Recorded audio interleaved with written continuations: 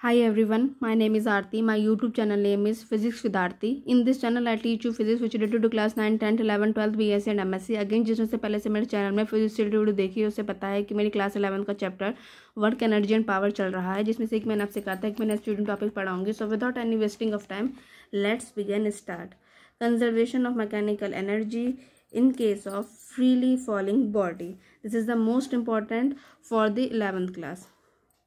Considered a body, हमें body मानते हैं जिसका मास m है, landing at a position A position पर वो लैंडिंग कर रहा है एट अ हाइट h की जो हाइट है वो आपकी जो हाइट है वो है h.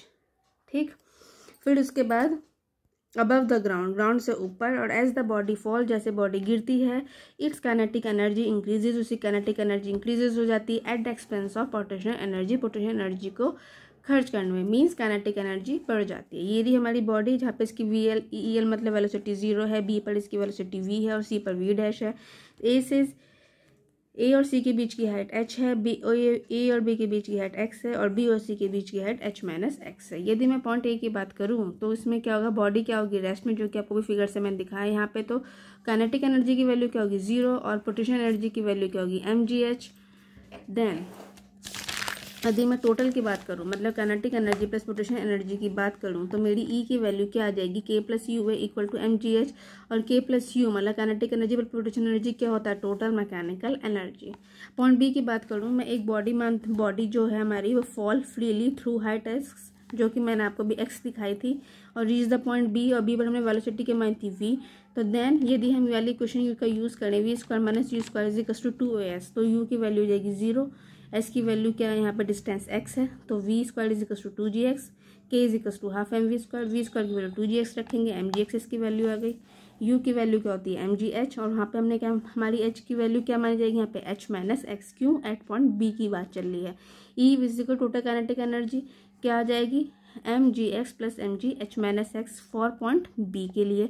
यहाँ पे वैल्यू क्या आई mgh, A पर भी वैल्यू हमारी mgh आ रही है और हमारी B पर भी वैल्यू क्या आ रही है हमारी mgh आ रही है. यदि मैं पॉइंट C की बात करूँ कि suppose a body B finally reach at a point C पे रीच होती है ऑन द ग्राउंड पे, तो विद वेलोसिटी v डैश, जो कि मैंने आपको दिखाया था कि उसकी हमने वेलोसिटी क्या मानी है C पर v डैश मानी है. तो then considering the motion from A to C, u की वैल्यू क्या होगी यहाँ पे हमारी 0 हो जाएगी, तो v² is equal to 2gh.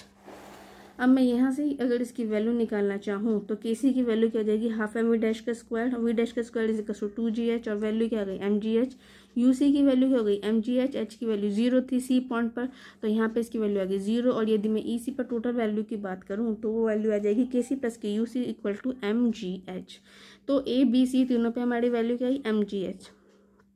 वही मैंने इसमें लिखा है clearly, as the body fall गिरती है इट्स पोटेंशियल एनर्जी डिक्रीज, उसकी पोटेंशियल एनर्जी डिक्रीज होती है, काइनेटिक एनर्जी इंक्रीज होती है by an equal amount of mgh, क्योंकि A B C तीनों पर हमारी वैल्यू क्या है mgh. और how ever its total mechanical energy, जबकि उसकी total mechanical energy remains constant होती है mgh at all the points. दस इसलिए हम कह सकते हैं जो टोटल मैकेनिकल एनर्जी होती है कंजर्व्ड होती है during freely fall of a body. क्यों, क्योंकि mgh A B C point पर वैल्यू क्या निकली हमारी mgh A B C तीनों पॉइंट पर. तो यदि मैं फिगर की बात करूं तो figure show the variation of kinetic energy, potential energy and the constancy of total energy with height h. ये रहा diagram, energy height potential energy ये रही, काइनेटिक एनर्जी के लिए ये रही, T ये टोटल एनर्जी ये रहा, काइनेटिक एनर्जी पोटेंशियल एनर्जी. तो फिगर क्या है, plot of kinetic energy potential energy during freely fall of a body. तो ये हुआ हमारा डायग्राम. तो ये टॉपिक मेरा यहीं कंप्लीट होता है. अब हमारा नेक्स्ट टॉपिक है that is the potential energy of a spring. Potential energy spring की क्या होगी. कंसीडर एन इलास्टिक स्प्रिंग, एक इलास्टिक स्प्रिंग मानते हैं हम, और कंसीडर एन इलास्टिक स्प्रिंग. अब हम इलास्टिक स्प्रिंग मानते हैं ऑफ नेग्लिजिबल स्मॉल मास, जिसका मास बहुत कम है, with its one end attach to a rigid support, और उसका एक एंड रिजिड सपोर्ट से जुड़ा हुआ है, और its another end is attach to a block, उसका दूसरा एंड ब्लॉक से अटैच है, जिसका मास m है, विच कैन स्लाइड ओवर, जो कि स्लाइड हो सकता है स्मूथ हॉरिजॉन्टल सरफेस पर. और जो position x is equal to 0 क्या होगी, is the equilibrium position as shown in the figure A. देखिए इक्विलिब्रियम में x इज इक्वल टू 0 पर है, रिजिड सपोर्ट से, दूसरा ये ब्लॉक से जिसका मास m है, कोई मूवमेंट नहीं हो रहा है, x की वैल्यू 0, fs की वैल्यू यहाँ पे 0, A बी की बात करूँ, मूवमेंट क्या एक्स डिस्टेंस पे, तो इसकी वैल्यू पॉजिटिव हो गई, और एफ एस जा रहा है इस डायरेक्शन पे, तो एफ एस की वैल्यू नेगेटिव हो गई क्योंकि दोनों की डायरेक्शन अपोजिट है। सी की बात करूँ, अब एक्स डैश जा रहा है इस डायरेक्शन पे, तो एफ एस जा, और एक्स की डायरेक्शन है ये नेगेटिव की तरफ, और एफ एस की वैल्यू है इस तरफ, दोनों की डायरेक्शन चूँकि अलग है, तो एस की वैल्यू चूँकि नेगेटिव है क्योंकि वो जीरो से इस तरफ जा रहा है, वो नेगेटिव, और एफ एस की वैल्यू क्या है, पॉजिटिव। एस यहाँ पे स्प्रिंग के लिए लगाया गया है। ठीक, तो ए बी सी तीनों डायग्राम हो गए। यहाँ से क्या पता चलता है, figure A, equilibrium stretch and compress stress and compress states of an elastic spring, ये तीन है। ये इक्विलिब्रियम है, ए वाली जो हमारी पोजीशन आई ये है इक्विलिब्रियम, ये है स्ट्रेच क्योंकि एक्स की वैल्यू बड़ी पॉजिटिव हुई, और ये है कंप्रेस क्यों, क्योंकि एक्स की वैल्यू नेगेटिव हुई, कम हुई।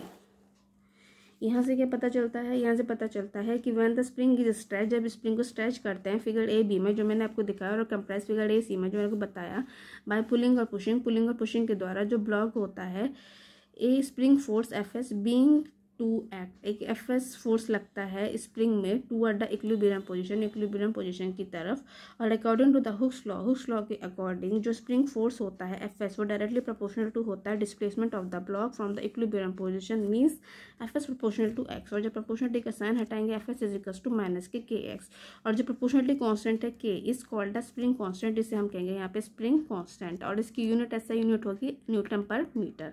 जो स्प्रिंग होती है स्टिफ मतलब टच से मस ना होना, और इफ़ के इज़ लार्ज, यदि के लार्ज है और सॉफ्ट है, if K is small the negative sign जो होता है वो शो करता है F S act in the opposite direction, F S act कर रहा है अपोजिट डायरेक्शन ऑफ एक्स में, और जो वर्क डन होता है by the spring force for the small extension D X is D W is equals to F S D X, F S की value आ गई माइनस के एक्स डी एक्स। ठीक, अब मैं यदि यहाँ पे कहती हूँ कि if the block is moved, यदि ब्लॉक मूव करता है from an initial displacement X I to the final displacement X F, the work done by the spring forces की वैल्यू क्या आ गई, डब्ल्यू की वैल्यू क्या आ गई, K X D X initial to final X I to X F, minus जब हमने पढ़ा था कि माइनस से के एक्स होता है डी एक्स, एक्स का इंटीग्रेशन करें x square by two, X F और एक्स आई की वैल्यू रखेंगे तो यहाँ पे क्या जाएगा, हाफ के एक्स आई का स्क्वायर माइनस हाफ के एक्स एफ का स्क्वायर, ये क्या होता है। और इफ़ द ब्लॉक इस पुल, यदि ब्लॉक को पुल किया जाता है एक्स आई से and allow to return, X I में ही रिटर्न किया जाता है, तो हमारी वैल्यू क्या जाएगी, जीरो, क्योंकि यहाँ पे इस बार एफ की जगह हम क्या रखेंगे, आई। ठीक, तो इक्वल टू जीरो। तो अब डिस्क्रिप्शन शो करते हैं spring force is position dependent force होता है, पोजिशन डिपेंडेंट होता है as it clear from Hooke's law, जैसे कि आपको हुक्स लॉ से पता भी चलता है कि F S is equals to minus के एक्स, और जो वर्क डन होता है बाय द स्प्रिंग से फोर्स वो डिपेंड करता है इनिशियल और फाइनल पोजीशन पे, और जहाँ पर वर्क डन होता है by the spring force cyclic process is zero, जो कि मैंने आपको जीरो अभी निकाल के दिखाया। तो हम कह सकते हैं कि spring force is a conservative force. और इन ऑर्डर यदि हमें निकालना हो to pull the block outward, block को हम पुल करें आउटवर्ड की तरफ with a slow constant speed की, मतलब quasi static motion, and external force लगेगा F equal and opposite to F S के, एफ एस होता है spring force, to be applied, जब अप्लाइड किया जाता है तो जो वर्क डन होगा बाय एन एक्सटर्नल फोर्स का वो विल बी इक्वल होगा टू इंक्रीज उसकी पोटेंशियल एनर्जी की of the spring and is given by U, delta U is equal to W is equal to half K F का square minus half के X I का square. और if we take potential energy U X of the spring to be zero मानते हैं when the block is in equilibrium position, जब block equilibrium position में होता है, तो जब पोटेंशियल एनर्जी होती है स्प्रिंग फोर्स की an extension X will be U X is equal to half के एक्स का स्क्वायर। दूसरे मेथड से भी निकाल के दिखाया यहाँ पे कि potential energy of an elastic stretch spring by graphical method क्या होगा, figure show the plot of spring force F S versus displacement X of a block attach to the spring free end of the spring. देखिए ये हमारा diagram, F S string, S मतलब string, F S minus के x, x यहाँ पे है X M, area half के x M का square, plot of F S versus S, S spring के लिए है। According to Hooke's law, the spring force for an extension xm is Fs proportional is equal to minus K xm, जो कि अभी हमने निकाला, और जो वर्क डन होगा, work done by the spring force for an extension delta xm is area of OBA। तो तो ओ बी मल्टीप्लाई बी आएगा हाफ करके, ये देखिए half A B multiply O B, A B क्या है एफ एक्स, ओ बी क्या है एक्स एम। एफ एस की वैल्यू जब हम यहाँ पे रखेंगे तो हमारी क्या वैल्यू आएगी माइनस के x M multiply X M, solve करके माइनस के हाफ के एक्स एम का स्क्वायर। इसका मतलब क्या है कि in order to stretch the spring, यदि हम स्प्रिंग को स्ट्रेच करते हैं slowly an external force F equal to बराबर होता है अपोजिट टू एफ एस के, हैज़ टू बी अप्लाइड, जो कि अप्लाई किया जाता है। So work done by an external force F is equal to W is equals to minus K W X या फिर ये हाफ के एक्स एम का स्क्वायर, माइनस माइनस प्लस, यहाँ हमने माइनस निकाला था और माइनस ये माइनस था और माइनस माइनस प्लस हो गया क्योंकि यहाँ पे माइनस तो माइनस माइनस प्लस, तो ये वैल्यू हो गई हाफ के एक्स एम का स्क्वायर। यहाँ से हम कह सकते हैं कि this work done is stored as potential energy of the spring U is equals to half के एक्स एम का स्क्वायर। तो यू की वैल्यू हाफ के एक्स एम स्क्वायर, हाफ के एक्स एम का स्क्वायर आई। इक्वेशन नंबर 1 मान ली, पहले मेथड से भी यही थी वैल्यू और जब हमने ग्राफिकल मेथड से निकाली तब भी हमारी वैल्यू यही आई। अब हम निकालेंगे conservation of energy in an elastic spring क्या होती है। इफ़ वी स्ट्रेच स्प्रिंग, यदि हम स्प्रिंग को स्ट्रेच करते हैं to a distance X M पे, तो इसकी पोटेंशियल एनर्जी हाफ के एक्स एम का स्क्वायर आती है जो हमने निकाली। और व्हेन इट इज रिलीज, जब इस रिलीज करते हैं, इट बिगिन टू मूव, ये मूव करती है under the spring force till it, जब तक कि इक्विलिब्रियम पोजीशन पे नहीं आ जाती। इक्विलिब्रियम पोजीशन मतलब X is equals to 0 where it has maximum velocity, जहाँ पे उसकी मैक्सिमम वेलोसिटी होती है। और all the potential energy converted into kinetic energy, जहाँ उसकी पूरी पोटेंशियल एनर्जी कन्वर्टेड हो जाती है काइनेटिक एनर्जी में। Due to inertia of motion the body overshoot मतलब पार कर जाती है the x is equals to 0 position में, और इट्स वेलोसिटी डिक्रीज, उसकी वेलोसिटी डिक्रीज हो जाती है अंटिल इट मोमेंटरी मतलब थोड़ी ही देर में स्टॉप हो जाती है at position x is equals to minus के x M, where all the kinetic energy converted into potential energy, जहाँ पूरी काइनेटिक एनर्जी उसकी पोटेंशियल एनर्जी में कन्वर्टेड हो जाती है। और जो स्प्रिंग फोर्स होता है अगेन पुल द बॉडी को पुल करता है toward the position x is equals to 0 पे। Thus the body keep on oscillating, the body oscillate करने लग जाती है और total mechanical energy remains constant, और टोटल मैकेनिकल एनर्जी कांस्टेंट होती है। At the extreme position here x is equals to plus minus के एक्स एम, एक्स की वैल्यू कहाँ ज़्यादा होगी प्लस के एक्स एम में माइनस के एक्स एम में, वेलोसिटी क्या होगी वहाँ 0 होगी तो के की वैल्यू 0 हो जाएगी क्योंकि के के फॉर्मूले में हाफ एम वी स्क्वायर होता है, वी की वैल्यू 0 तो के की वैल्यू 0 और यू की वैल्यू हाफ के एक्स एम का होल हाफ के एक्स एम का स्क्वायर मतलब मैक्सिमम वैल्यू। अब मैं इंटरमीडिएट पोजीशन की बात करूँ मतलब फॉर एक्स बिटवीन माइनस के एक्स एम टू प्लस के एक्स एम, तो energy is partially kinetic and partially potential होगी, मतलब total energy is equals to kinetic energy potential energy, total energy half के एक्स एम का square is equals to half M we का square plus के half के x square. ये equation 1, ये जो यहाँ से हमने वैल्यू निकाली ये है ना, तो ये वैल्यू हमने यहाँ पे रख दी। यहाँ से v की वैल्यू निकाली under root k upon m x M का स्क्वायर माइनस एक्स का स्क्वायर। यदि मैं इक्विलिब्रियम पोजीशन की बात करूँ x is equals to 0 at point O, अब आप कहेंगे पॉइंट ओ कौन सा है, पॉइंट ओ है ये रहा एट पॉइंट ओ, जो भी डायग्राम में दिखा है ठीक। तो u की वैल्यू क्या गई 0 क्योंकि यहाँ पे x की वैल्यू हुई 0, और यहाँ पे आपकी k की वैल्यू क्या आ गई हाफ एम वी एम का स्क्वायर मतलब हाफ के एक्स एम का स्क्वायर ठीक।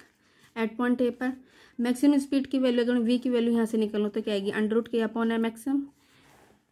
तो हम कह सकते हैं कि variation of kinetic energy potential energy and total energy with displacement x are shown in figure, जो कि मैं आपको डायग्राम में आपको दिखाऊंगी। As both kinetic and potential energy depend on x square, kinetic और पोटेंशियल दोनों ही एक्स स्क्वायर पर डिपेंड है, जो कि आपने फॉर्मूले से देखा ये रही हमारी काइनेटिक एनर्जी ठीक, तो ये भी एक्स स्क्वायर पर डिपेंड है ठीक। Their graph are parabolic, graph parabolic होता है। Total mechanical energy is equals to K plus U constant होती है। So its graph is the straight line, उसकी ग्राफ स्ट्रेट लाइन होती है जो कि पैरेलल होती है टू द डिस्प्लेसमेंट एक्सिस के। मीन्स ये रहा डायग्राम, एनर्जी एक्स एम ठीक, यू की वैल्यू बढ़ेगी क्योंकि यू प्रोपोर्शनल टू यू का फॉर्मूला क्या होता है एम जी एच, तो ये रहा मेरा यू। काइनेटिक एनर्जी घटेगी तो ये रही काइनेटिक एनर्जी, ये रहा मेरा E is equals to K plus U plus के एक्स एम माइनस के x M 0 energy displacement X. ये क्या है फिगर है conservation of energy in an elastic spring. So मेरा ये टॉपिक यहीं कंप्लीट होता है।